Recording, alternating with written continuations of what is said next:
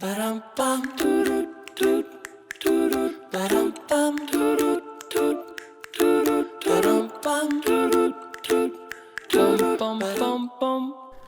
to Where It's At, Pediatrics for Parents, a podcast dedicated to parents and caregivers for children, bringing thoughtful insights of pediatrics to those who care to listen. I'm Dr. Jeffrey Kyle from PAK Pediatrics. And I'm Dr. Alvaro Raimunde, also from PAK Pediatrics. We are both practicing pediatricians. And today we are on episode 2, part 2. Part 1, we had JR Vogt as a guest here, talking to us about sports specialization, right? Sports specialization, multiple sports, having kids play multiple sports versus single sport, and kind of like the permutations around that. We also had Tim Hilva talking about specialized training in sports, and now in part 2, we're going to talk a little bit more about strength training and some supplements, and that's a huge topic, a huge industry as well. So we're really excited to have him here and continue this talk. Mm-hmm. I do want to remind everybody that you can find us on social media platforms by using PAK Peds, PAK PEDS, and we will also be available on pretty much every place that you can find podcasts. We always appreciate your likes and your reviews. That way, parents that are looking for quality information can know what to expect when they come across Where It's At. And I also want to remind people that if they like what they hear, to please click subscribe so you don't miss an episode. Mm-hmm. And lastly, we also want to remind everybody that everything that we present here in this podcast is for general education purposes only, and we do not diagnose or treat or formulate any treatment plans for any individuals. If you have any concerns, please remember to contact your primary care provider. That is right. Okay, so let's dive right back into part 2 on sports, strength training, and supplements. So the last episode, just to recap briefly, we left it off that specific sports training for teenagers and young adults might not be the best thing to start thinking about if you're going to start into a training program, right? So for all of our parents and caregivers, my kid plays sports, and maybe they're in elementary school and getting into that middle school age, because that's when at least in our practice that comes up. I want my kid to get a little bit of an edge or get physically fit, or they need to gain weight. Or when should they start, or what should they start doing? I'm 12 years old, and because there's a lot of pressure. But what should they be doing? Well, in terms of the gym, or in the gym? Yeah, or just in general, how do you think about fitness in that age group? That middle school age group, going into early high school. Right. So, I get a lot of those questions. When is it okay for my kid to start exercising, or more specifically, when should they lift weights? Right. There's a lot of myths around that. Absolutely. But in my research and all the data I've seen, I usually would recommend or comment that, getting in the gym is okay for kids once they start to develop an interest in sports. Okay. So that's usually my rule of thumb. However, prior to introducing them to external weights, dumbbells, barbells, etc., I always want to get them comfortable with using and manipulating their own body weight first. And there's a lot of things that these kids can do without lifting a weight. Right. One of the major things I get in the office is like, oh, I can't get to a gym. My parent won't drive me to the gym. But like you just said, they can just use their own body weights. What are some things some examples of things that they can do? Sure. Yeah. Basic things are a squat. A squat is a basic human function. But there's a right way to do that and not so good way to do that. Yeah. As far as form goes, so learning how to do that goes a long way. So squats and lunges, push-ups, jumping jacks, calisthenics, essentially. Yeah, Right. and it's funny you say that about form and everything. In your experience, what percentage of people do a squat the proper way? Can I be honest here? Yes, please be honest. It's a very low percentage. Yeah, And that's mainly because maybe they never learned how to do it correctly. exactly. Mm-hmm. So it's important So- to get advice from somebody that knows what they're doing. Maybe Yeah. a trainer. Right. So, I mean, the whole idea behind fitness is longevity. You know, we Mhm. want to make sure that these kids are playing sports or being active, not only as young adults, but even as they get older. Sure. You know, And- so And I think there's a wealth of information on, if you can't access a trainer on the internet, also on YouTube and things like that. Right. But I want to preface that with there's a lot of things that are Sure. not good on the internet Yeah. either. Absolutely. So I'm going to plug our first episode again. Absolutely, And yes. we were talking about, if you're doing research on the internet, you have to know what sites you're looking at and are they valid and good places to look. And I think you have to sort of do the same thing. You just can't flick on a YouTube video. 100%. And I think that the takeaway there is, as a parent, if you're looking for something for your kids, it's make sure that your programs are appropriate. Right. You know, nothing excessive, nothing that the pros are using to help my son or daughter get into a professional. So we need to start at the bottom and work our way up. Yeah, because Absolutely. what pros do is not Yeah, it's It- not it- conducive to translatable, right? what anybody should do, really, Right. especially kids. Mm-hmm. Mm-hmm. Yeah, and you would probably argue that until these kids or adults get or have a good grasp on the technique and on the form, they probably shouldn't jump to actual weights. Most of the time. Okay. So most of the time, that's 100% true. You know, there are specific instances where I may have to work around an injury or something Okay. like that. Yep. But most of the time, that's true across the board. Right. But except on a case-by-case basis. Sure. Mhm. Sure. A lot of I see this, raising two teenagers myself that, their first blush when they're getting into weight training is, I got to be able to, lift so much weight, or I see the other kid in the gym lifting this much and I have to do this much, and they lose their form. Right. They're not doing it appropriately, and probably a lot of the kids in the gym themselves, to get up some of the weight that they're doing, aren't doing the exercises appropriately, Right. which can lead to more injury. Right. You know, I think it's human nature to want, not that I agree with it, but I think it's human nature to want to compare ourselves to others, Mhm. especially at a younger age, Mm-hmm. to copy them or emulate someone. But, trying to teach your kids to learn what they need to learn at that age is so important. Sure. Form will follow everything. I used to tell my young athletes, the weight will come. Don't worry about that right Right. now. Let's learn some basic things. And they're amazed on how far they can progress once they learn basic things without injury. Sure. So that's the key. Because you can still do a lot with Oh. low weights. I don't need to Yes. be Yeah. curling 50 pounds in each hand to Right. be strong, correct? Right. So at some point, as the athletes and the kids get stronger, the weight will increase. How fast that increases, I have no idea. Right.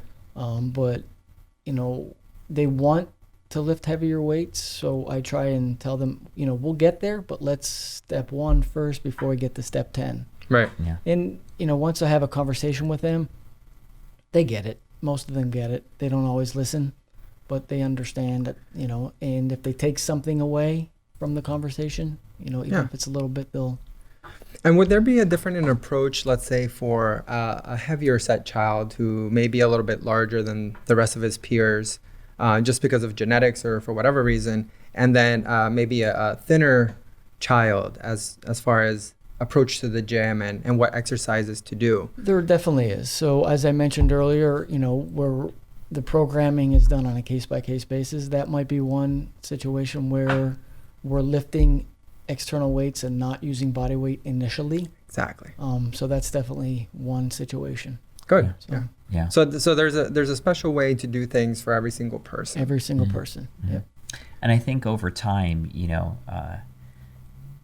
with oversight, and again, we're not saying it has to be a trainer, but parents educating themselves about what's appropriate for their kids and doing the proper research or talking to people or getting it from valid sources online is very helpful to guide those kids on how to do things appropriately to avoid injury, right? Because Right. in children that are playing sports, and like I remember one of the sayings I think in the NFL is like, one of your greatest assets as an NFL player is not your ability but your availability, right? Yeah. So Right, yeah. if you're a great player but you're injured all the time, you're of no value, good are you? right? Correct. Yep. So it's really having proper form and doing things appropriately to avoid injury, and especially at a young age, because children have growth plates, which are the ends of their bones. That again, growth plates is where they grow, and if you damage a growth plate early on, that could lead to problems where your Long-term child might problems. not play be able to play the sport that they were set out to do. And you guys mentioned earlier that, we understand that the kids need to be stronger, but more often than not, it's not excessive workouts. What you need to get stronger is not that much. Yeah. But we think, well, if some is good, then more must be better. And that's usually never the case in anything, especially strength training. Recovery is when you get stronger. You need to do some resistance training, and that's body weight or free weights or weight training. But that's a necessary component of it, but your body needs to recover from that in order to get stronger. Right. So 7-day-a-week workouts are rarely beneficial. Yeah, that's what I want. That's a very good topic. I Yeah. think, like, how much should we be doing? Or, because I see a lot of kids in adolescence that, it's like, I try to get a 7-dayer in, Right. and like, how many days you lifted weights? Well, 6 out of the 7, and Yeah. I'm doing the same routine, And doing 6 the days a sports week. on top of it. And doing And the the sports sports on top of it. The multiple sports on top Right. of it. Yeah. So, as an adult, I'm not even lifting weights 5 days a week. Right. So I would obviously not recommend that for obvious reasons. But, how often someone should do it is largely dictated by what they're doing and what else they're doing. Typically, the science is you work a muscle, you need to let it rest. So a person could do more workouts if they're shorter workouts versus longer workouts, and if they're not working the same muscle multiple days in a row. So you need to have that recovery period. So, as a rule of thumb, at least start with 1 to 2 days a week if you're first getting started. Right. If a person has never done any type of formal strength training before, there's no need to do 3 days when they haven't done 1 day yet. Right. So we progress from 1 day to 2 day to 3 days. 3 days is probably sufficient if you're doing an adequate program. Right. And how bad is it truly to skip leg day? Leg day. Like, is that an issue? It's definitely an issue. Which ties into that, because some kids will be like, oh, I don't want to work on my triceps, or I don't want to work on my legs, so I'm just going to do another day of chest or another day of biceps. It's very attractive to do more chest and arm day. People typically want to work their glamour muscles, the muscles that they can see visually in the mirror. Right. Most of the times you're wearing pants to work out in, so why even bother with leg day, right? But seriously, your legs are half your body. It's more than half of your muscle mass on your frame. Which is crazy. Yeah, so not only do you develop strength and power tremendously by using your legs, what's more is that when you work large muscle groups, quads, hamstrings, your glutes, your body releases more hormones, growth hormones. So to the people who want to get bigger arms, you will get bigger arms faster by doing squats, per se, because you're releasing more of that growth hormone, which will be flowing throughout your body. Right. So super important. It's opt and skip because it's challenging. It's Sure. hard. And that's a good segue into our next topic, growth hormone, right? So supplements and our adolescents and athletes that work out They want shortcuts. they want shortcuts, right? And this comes up so much in our practice, with talking to our patients about supplement use. And really, there's this industry has blossomed, I think from 1994 to 2016, the supplement industry has grown from a $4 billion annual industry up to $38 billion. And it is unregulated. So a lot of what is said about, what that means is a lot of what is said about these supplements can be said, but they're not regulated by anybody. So nobody knows if they're true or not. And let alone most of these are not really made for adults less than, they're made for adults, but not for kids less than 18 years of age. And interestingly, there was a study done by the American Academy of Pediatrics where they got in touch with various retailers of supplements and posed as 15-year-olds. And over 67% of those retailers that were working in the store at the time were recommending these supplements that were not indicated for kids less than 18 to those 15-year-old kids. So there's a lot of pressure there, to from them, from the industry, and then from themselves, and because I want to get an edge, so. And some of them can actually harm your body. I had kids that will go to a particular supplement store and they'll buy testosterone. Yeah. And then all of a sudden they're coming to the office with complaints of testosterone overdose. And it can have serious detrimental effects on a developing body. Yeah, I had one adolescent that actually shut down his pituitary gland because he was taking over-the-counter testosterone-like substances. And then I had another one who actually went into liver failure from supplementation. And, there's many supplements on the market that they don't even disclose everything that's in that supplement, right? So you might be ingesting something that is not good for you. There was a Harvard Medical School study that identified, some of these ingredients that are in supplements that, can cause cardiac arrest and liver damage. So they're not, just because they're available to doesn't mean that they're good for you. So I'm done flapping my lips here. So why don't you talk a little bit, Tim, about, supplement use and what your thoughts are? It's definitely, as you said, not a well-regulated industry. And I have not read many studies as they correlate to youngsters, to adolescents and kids. So it's pretty scary. But the reality of it is that these kids and these parents are looking for that edge, for their son or daughter to have that edge. Yeah. And there's no doubt about that. Yeah. And they think the easy way out is trying products. So do you feel like, who should be taking a supplement? It doesn't have to be. Yeah, what do you recommend, right? Well, I'm not a doctor. Right. But if I want to get bigger, what I look at, much like when I'm looking at a fitness program, I'm not looking to put things in there. I'm looking to manipulate that program to make it better. So similarly, when I'm I would not recommend anything unless I see what a person is taking or what a person is eating.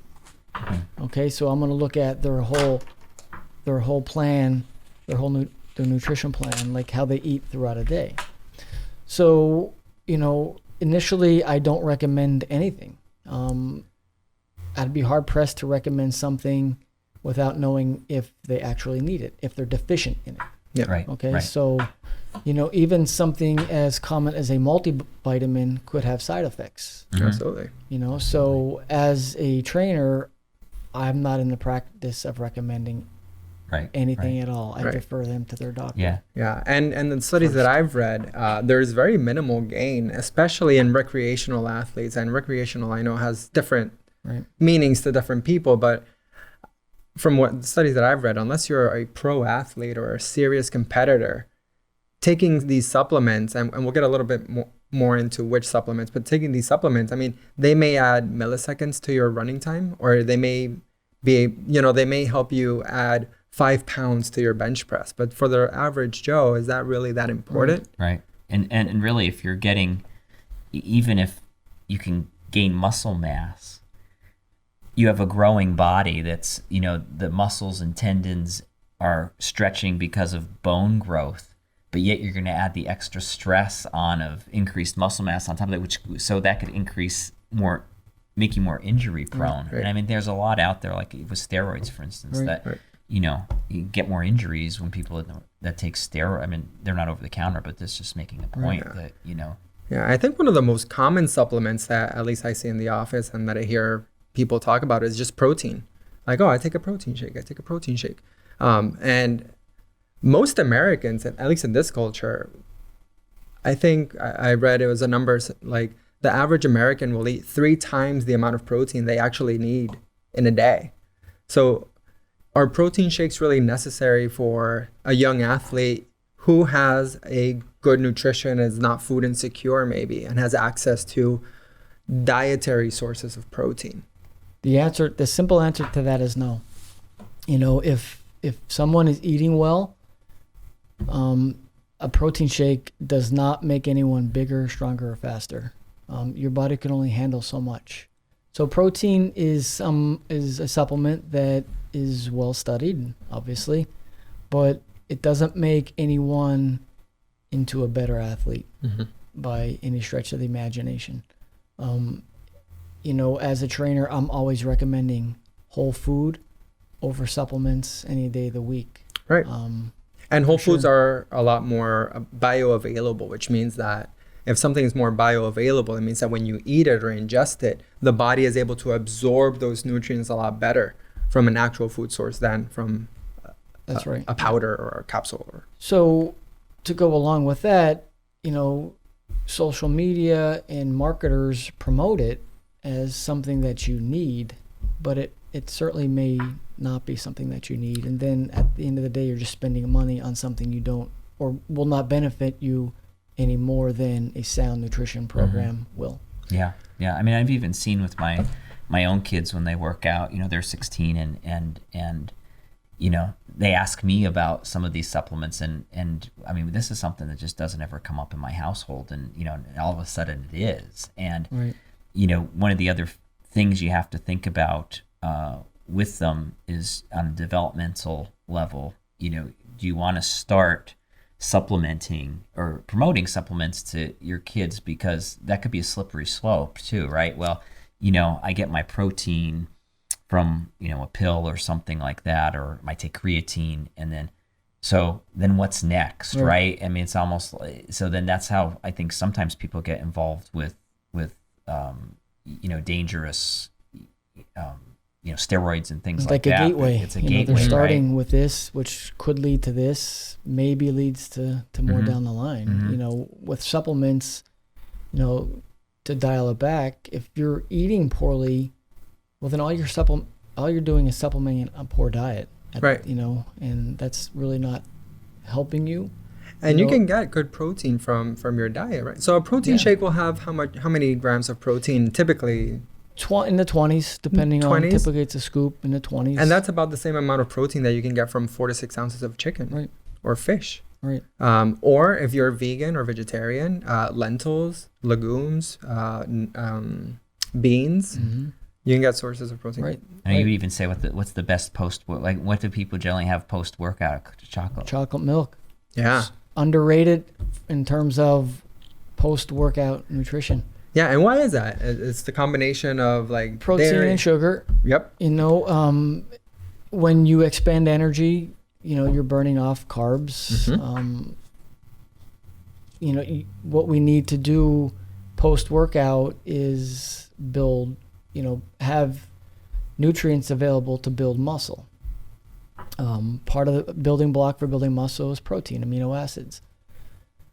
So instead of an expensive protein shake, something that you need is protein and sugar. You need the sugar because it acts as a transport mechanism to get the protein into your muscles. And what's more readily available and tastes great than good old chocolate milk. And I'll channel my inner 14-year-old patient at the doctor's office and be like, oh, chocolate milk is good for me then. I should have it 3 times a day? Well, that's where the what do I want to say? The education comes into play. Right. Explaining that this is why it could be beneficial, but not in excess. Okay. Okay, so that's where the conversations come into play. I even remember us having this conversation, just, okay, so I want to get stronger, and I want to get, more muscle mass, and, it goes beyond, well, how much protein you're getting or how much you're in the gym, right? I mean, I think you also, so, all right, so what are you eating? How much are you eating? Are you sleeping enough? Right. Are you drinking enough hydration-wise, right? So it's not just what you're doing in and around that microcosm of being in the gym and before and after. It's your whole lifestyle, right? It's the other 23 hours of the day. Right. What you do in the gym is small compared to the other hours of the day. So as you just mentioned, sleeping is so important. Hydration, so important. Sound nutrition, so important. So if someone comes to me and they want to develop muscle, I'm looking at those things. I'm not looking at how much you bench press or how much protein you're eating, because we have to take everything into consideration. Right. Mm-hmm. If you're not sleeping enough, your body's not growing or recovering. If you're not growing or if you're not recovering, you're not able to perform well at your next workout session. Right. So there's a snowball effect there. So, I have a tendency to look at things from 30 feet up, at a panoramic view, and I'm looking at everything, not just what they want to do, which is lift heavy weights. Mm-hmm. Mm-hmm. And that's where the education comes into play, because they're not even thinking that. Yeah. Most adults don't even consider that. So kids are not, that's not even on their radar whatsoever. Go to the gym and I'll get stronger. And doesn't matter. Right. So, instead of taking the supplement here, it's, well, you got to look at your whole life. Right. And if you want to be a high level athlete or, become very strong, it's a whole lifestyle. It's a lifestyle. And your sleep impacts all of that, and, how you're eating and your 100%. stress level and everything goes into it. Yes. Stress, there's nothing we could do to prevent it, but we can manage it. And that's the goal there is. And exercise helps. And exercise helps. And we just talked about post-workouts, but another very common thing I get in the office are these pre-workout drinks, and they tend to be amino acid based. Yes, along with some other things that, many parents may or may not know what's in it. Like Caffeine, taurine, which is similar. Pre-workout is popular. You want to get your workout on, so you're going to take a pre-workout so you have a great workout. People have a tendency to do that because maybe they're tired. Well, they're tired because they're staying up late. Mm-hmm. Or not eating right. From not eating right. So, pre-workout, in my opinion, not necessary if all the other factors are in play. And if they're not, that's what we want to work on first. But we do need something before you work out. I would not recommend not eating hours before you go to the gym. So kids are in school, then maybe they're going to the gym afterward, but they haven't had anything to eat. Although having food available while in school may be challenging. Mm-hmm. Pre-workout, we're looking at a balanced, maybe a little meal of proteins, fats, and carbs. So balance is what we're talking about here. Mm-hmm. So peanut butter sandwich with some milk is a perfect pre-workout.